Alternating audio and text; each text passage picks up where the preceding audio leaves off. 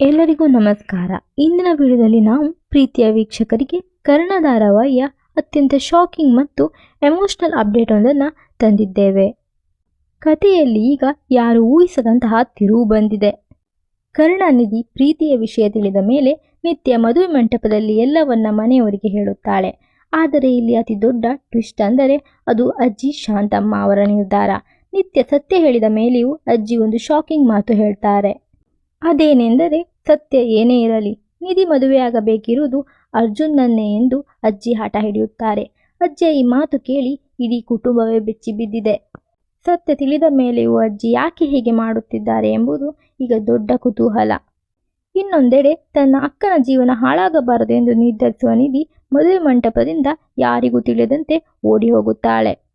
ಮದುವೆ ಮಂಟಪದ ಹೊರಗೆ ನಿಂತಿದ್ದ ಒಂದು ಆಟೋ ಹತ್ತಿ ನಿಧಿ ಅಲ್ಲಿಂದ ಪರಾರಿಯಾಗುತ್ತಾಳೆ.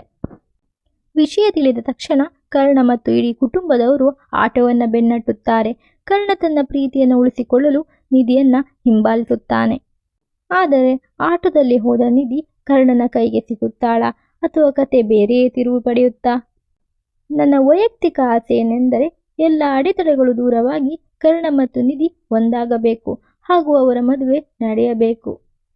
ಆದರೆ ಮುಂದಿನ ಸಂಚಿಕೆಗಳಲ್ಲಿ ಅಜ್ಜಿ ಹೇಳಿದಂತೆ ನಿಧಿ ಅರ್ಜುನನ್ನ ಮದುವೆ ಆಗುತ್ತಾಳಾ ಅಥವಾ ಕರ್ಣ ತನ್ನ ಪ್ರೀತಿಯನ್ನ ಗೆಲ್ಲುತ್ತಾನಾ?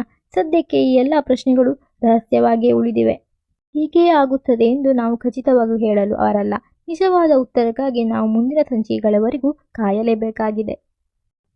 ನಿಮ್ಮ ಪ್ರಕಾರ ನಿಧಿ ಮದುವೆಯಾಗಬೇಕಿರುವುದು ಕರ್ಣನನ್ನೋ ಅಥವಾ ಅರ್ಜುನನ್ನೋ? ನಿಮ್ಮ ಅನಿಸಿಕೆಯನ್ನು ತಪ್ಪದೇ ಕಮೆಂಟ್ ಮಾಡಿ ತಿಳಿಸಿ. ವಿಡಿಯೋ ಇಷ್ಟವಾಗಿದ್ದರೆ ಲೈಕ್ ಮಾಡಿ ಮತ್ತು ಹೆಚ್ಚಿನ ಅಪ್ಡೇಟ್ಸ್ಗಳಿಗಾಗಿ ನಮ್ಮ ಚಾನಲನ್ನು ಸಬ್ಸ್ಕ್ರೈಬ್ ಮಾಡಿ. ಧನ್ಯವಾದಗಳು. ಈ ಕಥೆಯು ಕೇವಲ ಲೇಟೆಸ್ಟ್ ಸುಳಿವುಗಳ ಆಧಾರದ ಮೇಲೆ ನಾವು ಮಾಡುತ್ತಿರುವ ಪ್ರಿಡಿಕ್ಷನ್ ವಿಡಿಯೋ ಆಗಿದೆ.